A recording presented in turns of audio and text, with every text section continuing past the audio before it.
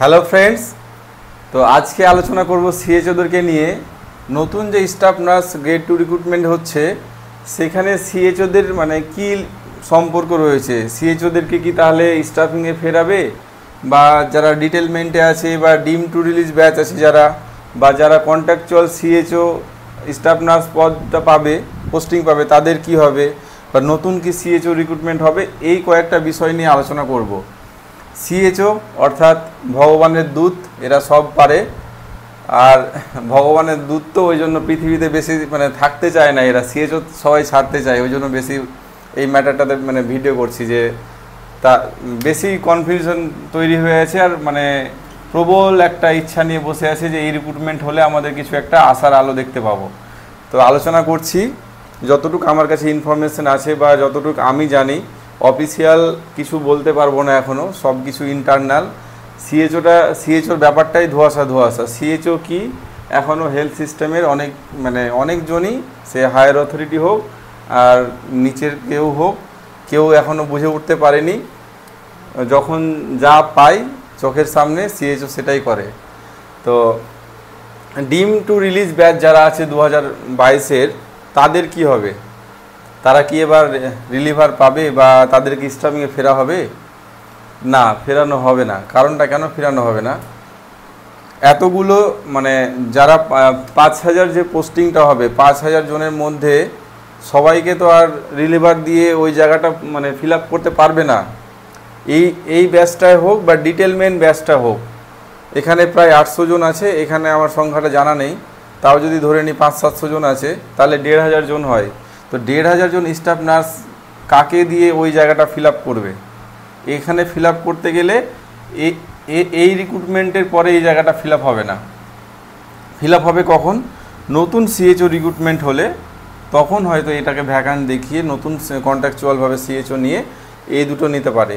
হ্যাঁ, তা বলে একটা অপশান আছে, যদি কারো খুবই সমস্যা থাকে, খুবই অসুবিধা থাকে, সে হয়তো প্রপার থ্রু চ্যানেলে স্বাস্থ্য ভবনে কথা বলে যদি হয়, সেক্ষেত্রে হয়তো আগের বার যেরকম বিএসসিদেরকে সরাসরি সিএচও হিসেবে পোস্টিং দিয়েছিল, সেক্ষেত্রে হয়তো যারা এখানে সিএচও ডিম টু রিলিজ ব্যাচ হোক বা ডিটেলমেন্ট ব্যাচ হোক, এদের হয়তো খুব সমস্যার মধ্যে যদি স্বাস্থ্য ভবন বিবেচনা করে, তাহলে হয়তো কিছু জনকে সমস্যার নিরিখে হয়তো 2-1টা রিলিভার দিয়ে তাদেরকে উঠিয়ে নিতে পারে। কিন্তু টোটাল ব্যাচগুলো কখনোই উঠবে না, এই রিক্রুটমেন্টে উঠবে না। ক্লিয়ার? কন্ট্রাকচুয়াল সিএসও যারা করছে এখন কাজ, স্টাফ নার্স গ্রেড 2-র জন্য অ্যাপ্লাই করবে, তাদের কি হবে? তারা কি আবার স্টাফ নার্স হিসেবেই থাকবে, না পরবর্তীতে ঘুরে আসবে ডিটেলমেন্টে, যেরকম এই ব্যাচ দুটো রয়েছে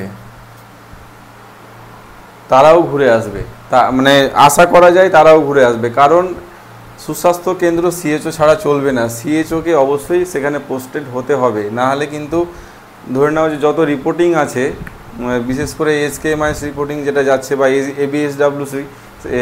এবিএসডব্লিউসি, এই রিপোর্টিংগুলো না হলে তো তোমার ও কাউন্ট হচ্ছে না।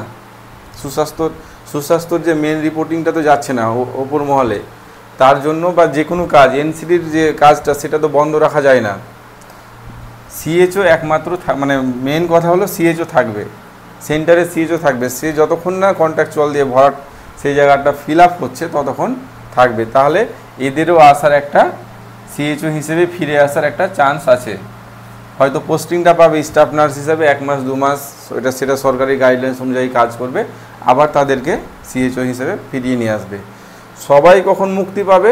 যারা সিএচও হতে চায় না। কেউ যদি সিএচও পার্মানেন্ট হতে চায়, ও তো কোনো ব্যাপারই নাই, ও যদি অ্যাপ্লিকেশন করে তাহলে ওকে হয়তো পার্মানেন্ট ফিক্সড করে দেবে সেখানে।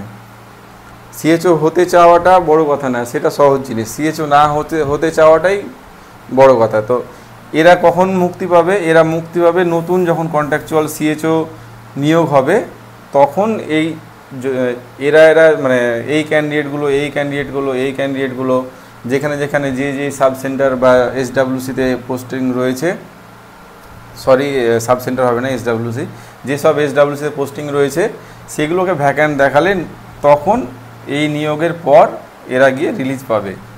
তো সিএচও নিয়ে বা নার্সিং রিলেটেড বা আদার্স এডুকেশনাল কন্টেন্ট রিলেটেড যে কোনো আপডেট পাওয়ার জন্য বা কোনো প্রশ্ন থাকলে কমেন্ট করতে পারো।